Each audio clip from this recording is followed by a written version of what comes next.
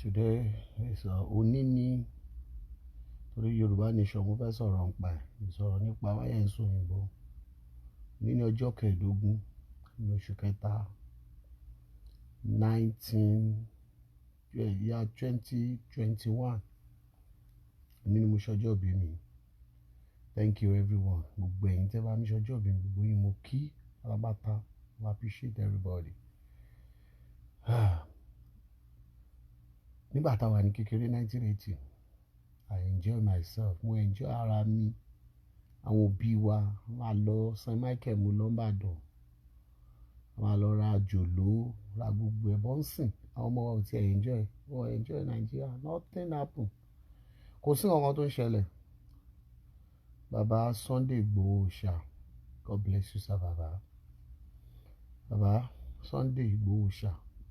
Wisdom and understanding ò ní fi ẹ́ sílẹ̀ o. Òye yẹn ò ní fi yín sílẹ̀ o. God bless you sir. Yorùbá Nation ló lè ṣe o. My question is this: Bàbá Oyedepo, ẹ̀yin Yorùbá pastor mo fẹ́ bá sọ̀rọ̀. Bàbá Oyedepo, kí l'Olúwa ń bá yín sọ lórí Yorùbá Nation? At least nígbà tá a ka Bíbélì wa, dáadáa, Olúwa máa ń bá àwọn ìránṣẹ́ sọ̀rọ̀. A bá àwọn sọ̀rọ̀, àwọn wòlíì, àwọn pastor, a bá wọn sọ̀rọ̀ ní àwọn wòlíì nínú Bíbélì. Wọ́n lè sọ pé pastor, àwọn wòlíì a bá wọn sọ̀rọ̀ nínú Bíbélì. A dẹ̀ sọ pé ẹ ṣe báyìí, ẹ ṣe báyìí. Bàbá Adébóyè, kí l'Olúwa ń bá yín sọ lórí Yorùbá Nation? Bàbá Oyedepo, kí l'Olúwa ń bá yín sọ lórí Yorùbá Nation? Àwọn Sunday Igboho, Koiki Media, wọ́n ti gbìyànjú. Ẹni wọ́n ṣe ń jí wa gbé tẹ́lẹ̀, wọ́n jí wa gbé. Òǹgbà tí Sunday tó dìde, àwọn gan ó reduce, ẹ̀rù bá wọn. Ẹ̀yin ìránṣẹ́ Ọlọ́run, Bàbá Oyedepo, kí l'Olúwa bá yín sọ? Báwo yín kẹ́ bú mi, ẹ̀yin tí Bàbá Oyedepo, báwo yín kẹ́ bú mi? Èèyàn Bàbá Oyedepo lèmi náà. Redeem, èmi náà redeem. Kí l'Olúwa bá yín sọ? Ẹ̀yin wòlíì Yorùbá ni mo bá sọ̀rọ̀, mi bá wòlíì Yorùbá. Kí ló bá yín sọ lórí Yorùbá Nation? Àbẹ́ ilé bá Ọlọ́run sọ̀rọ̀ ni. Yorùbá Nation ló lè ṣe. Gbogbo ilẹ̀ wa ò dáa. Ẹ lọ wo Kánò kẹ́ wá fi wé Èkó náà, èwo ló dáa jù? Lọ síbẹ̀ kó lọ wò bó ṣe rí. Gbogbo ẹ̀ rádaràda, jákujàku. Ẹ̀yin kí l'Olúwa bá yín sọ lórí ẹ̀yin ìránṣẹ́ Ọlọ́run? Kí l'Olúwa bá yín sọ lórí Yorùbá Nation? Kí ló bá yín sọ? Àbí kò bá yín sọ̀rọ̀? Kò sọ kankan. Ogun ń lọ ní Nàìjíríà. Ogun ń lọ. Wọ́n ń jíyàn gbé. Kò sí nǹkan kan tí ẹ̀. Eku òkè bí eku. Ẹyẹ òkè bí ẹyẹ. Gbà kan táwa kéré. Ìsọpá tí mo dàgbà sí géètì Ìbàdàn, so mi ò kí ẹ̀. Wọ́n sọ pé mo wà ń lo òyìnbó. Wọ́n sọ wáwẹ̀ pé mo wà ń lo òyìnbó, mo ń fọ́nbù. Èmi wálé, mo wá Nàìjà. Ẹni tí ó ṣẹlẹ̀ máa takú síbẹ̀ ni. Má lọ pé wòlíì tèmi, wòlíì tó dàgbà sórí orí street mo dàgbà sí. So Olúwa pè wá. Bíbélì nígbà tí mo ṣe bí ìwé àfiwéwé sílẹ̀. Kí l'Olúwa bá yín sọ? Àbọ̀ Ọlọ́run ò bá yín sọ kankan lórí ẹ̀ ni. Ọlọ́run ò sọ̀rọ̀, ó dákẹ́. Ẹ̀yin wòlíì ńláńlá, kí l'Olúwa bá yín sọ? Ẹ sọ̀rọ̀ náà, kí l'Olúwa bá yín sọ? Ẹ̀yin wòlíì, kí ló bá yín sọ lórí Yorùbá Nation? Kí ló bá yín sọ lórí ẹ̀? Ẹ̀yin wòlíì, ẹ̀yin ìyá wòlíì. Àbí kẹ́kàn wá sórí social media kẹ́ máa fi iṣẹ́ kalẹ̀ ni. Ẹ máa sọ pé báyìí, ó yá ẹ mú ata, ẹ mú epo, ẹ mú irú, ẹ mú yọ̀, òun nìkan lẹ rí. Kí l'Olúwa bá yín sọ lórí Yorùbá Nation?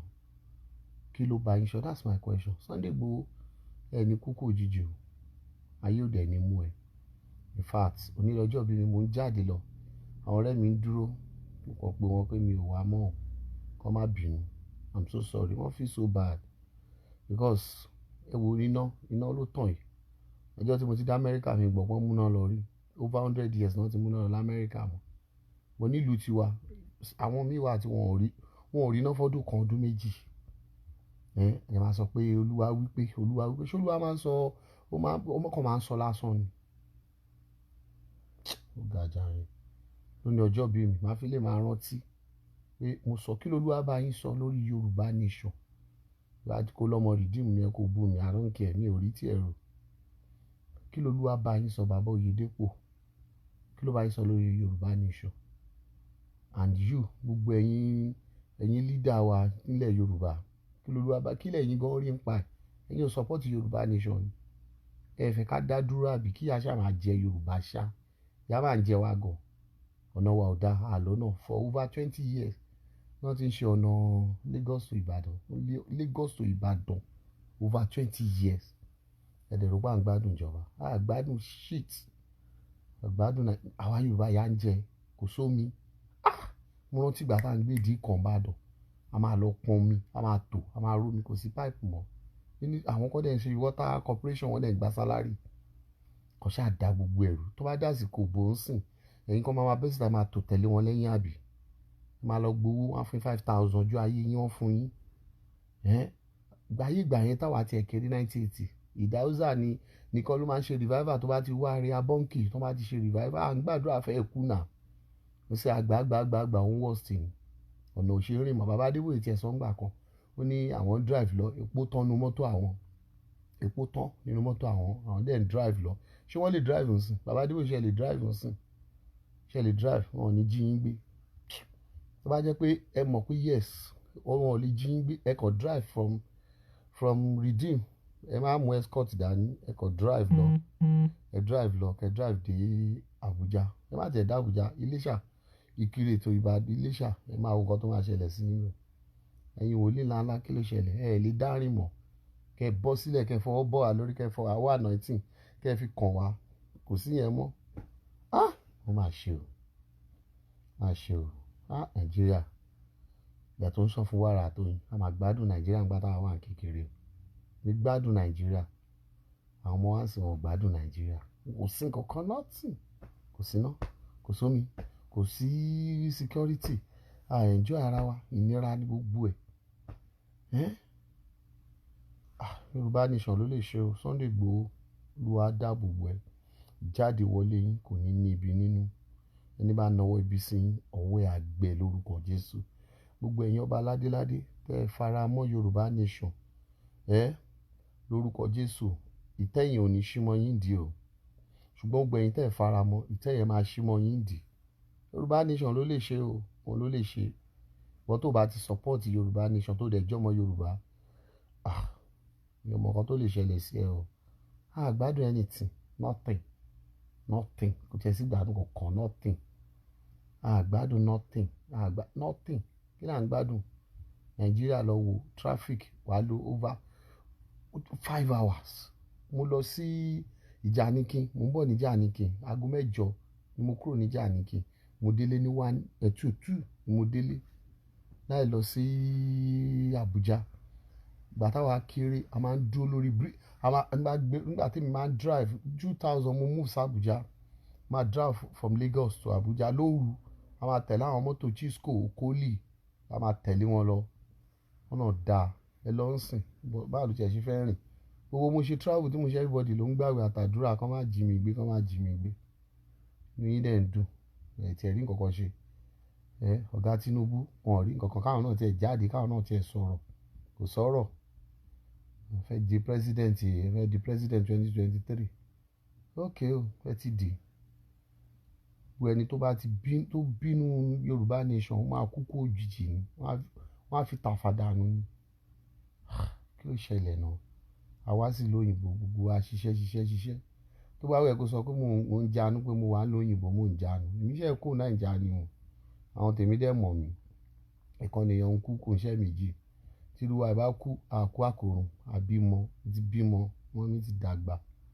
àti bímọ so it is well with us God bless you good night bá ti ń jí láàárọ̀ là wá wẹ̀ kó ṣépè orí ẹ̀ ló máa lọ wá wẹ̀ kó ṣàdúrà orí ẹ̀ ló máa lọ wá ṣépè fún mi òun lọ sórí ẹ̀ wá wẹ̀ kó ní mo bú bàbá Adébóyè àròǹkẹ́ wá ní mo bú Oyèdépò àròǹkẹ́ kí lolúwa bá yín sọ lórí Yorùbá nation lọ́sà jẹ́ wòlíì ní ẹ ṣáà máa lọ ẹ máa sọ kọ́kọ́ ẹ lọ sórí platform ọjọ́ Sunday ẹ jẹ́ káwọn ọmọjọ́ yín send ọjọ́ Sunday kẹ́ lọ preach if you like keep quiet ẹ máa sọ̀rọ̀ òṣìṣẹ́ máa pàánù mọ́nà wọ́n ti gbà tó yẹ pé ibi tẹ́ ń páàkì planes wọn ẹ̀ san owó ẹ̀ san parking lot ẹ̀ san owó so ẹ̀ nílé sọ̀rọ̀ ẹ̀ nílé ìbájọba sọ everything that's so sad ó bàdó corruption ṣì máa fight back ẹ máa wò ṣé gbogbo ilẹ̀ máa retire gbẹ̀yìn leader ẹ̀ wọ́n máa jí yín gbé at the end náà ìbọn náà fi máa pa yín ìbọn tó fi ń ṣọ́ yín yẹn òun náà fi máa padà pa yín ní àgbàyàgbò òṣì burúkú.